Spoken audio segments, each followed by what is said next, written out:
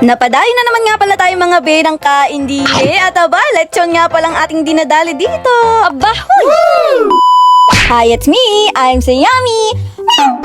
May dumating na naman nga pala sa ating mga bing parcel. At ito nga pala yung aking in-order na TMW. Pang stand phone at saka pang ring light ko nga pala mga bi. Inassemble ko nga pala ito mga bi at tinesting na din. Isipan ko nga pala mga bi mag-order nito para pag ako'y nag-live, adi maliwanag. Actually wala talaga tayong stand phone mga bi at saka ilaw. Kaya ito naman, 2-in-1 na. Nasa yellow basket lang yan mga bi. Lalagay ko na lang yung link. Ay ayun na nga, pagkatapos nga natin mag-unboxing, ay ito nga pala, may nag-message nga pala yung asawa ko. Kaya di nyo naman mababasa, edi ako na mag-explain nga ni.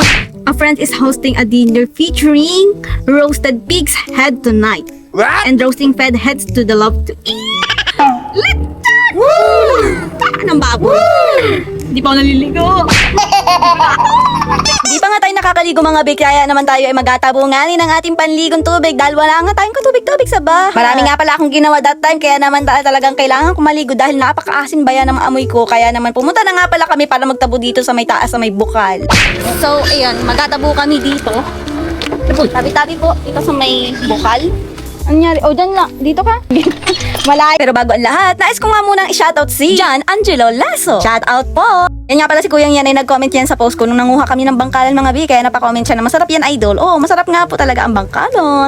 Meron na nga pala kami mga binapapansin dahil medyo matagal-tagal na nga pala nagbubomba yung aking asawa pero wala naman lumalabas na tubig. Kaya naman naisipan namin siguro kumati na din at nawala na rin nga pala ng tubig itong bukal na to. Ay, kainaman. Ayun, walang tubig ang puso. Wala. Walang tubig. Walang tubig. Kati ang tubig. Ay, ayun, pabalik na tayo. Dahil wala nga pala kami makuhang tubig sa poso na pinagtabuan nga pala namin sa bukal sa bundok, ay wala talagang magagawa kaya naman kami tatabo sa trabaho ng aking asawa, makikitabo po.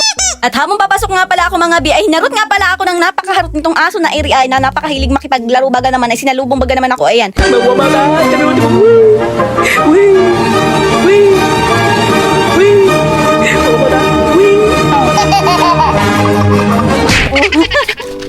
Ano ga?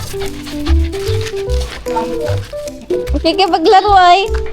Way back time, mabalik nga po pala tayo. Yes po, hindi pa rin po naayos yung aming tubig dahil sa totoo lang po talaga wala po talagang laman yung ilalim ng tubig nun. Meron naman po kaso akaunting. Dahil ang totoo nangyari po sa aming tubig ay talagang dahil yan sa kalikasan mga bi. Wala no, chase talaga mga bi. Grabe no.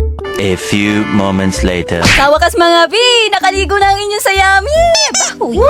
Tapos na nga pala tayo maligo mga bi. Nag-skincare nga lang pala ako para diretso na nga ni pag kami anong oras na nakauwi at diretso tulog na din. At pagkatapos, nagpulbo lang naman ako dyan. Hindi na nga pala ako nagkilay dyan dahil nagmamadali nga pala kami. Tapos nag-lipstick lang naman ang konti. Pinaka the best, syempre, ang mag-lipstick para hindi naman tayo mukhang putlain, parang sakiti na hipahin na wala ang kadugo-dugo. Ganun. Oh yes. Maya-maya nga nila ang dinaheto, lumarga na nga pala kami. Hindi nga pala masyadong malayo to at malapit lang din. Dito lang din sa may likod-likod lang namin. Well, malapit lang nga dito sa amin kaya nagmotor pa rin kami dahil nga pala ay madilim nga sa daan. Aba, ay ayaw namin maglakad. Halos nakarating na nga pala kami that time mga bi. At ito nga pala, kung inyo nga pala mapapansin, shoutout nga po pala kay Ate Jo. And shoutout at happy birthday related po sa nakakulay brown na si ate na hindi ko alam ang pangalan. Ayun lang. Actually, ka-birthday din nga pala nito yung anak ni Ate Jo. Kaya happy birthday na rin nga pala sa kabunsuan niya kahit belated na. Yes po mga bi, birthday celebration nga pala ito. Kaya pagkatapos ko nga pala bumati sa dalawang may birthday, ay bahe ito, nagsandok na nga pala tayo at for the mukbangani. Aba, uy. Actually, hindi yung may birthday ang nag-invite sa amin, kundi yung kaibigan ng aking asawa na sa pagkakalam ko, siya lang yung nagpahanda ng ganito. Katulad na lang nitong lechon. Aba, uy, sarap nga ni. Oh yes.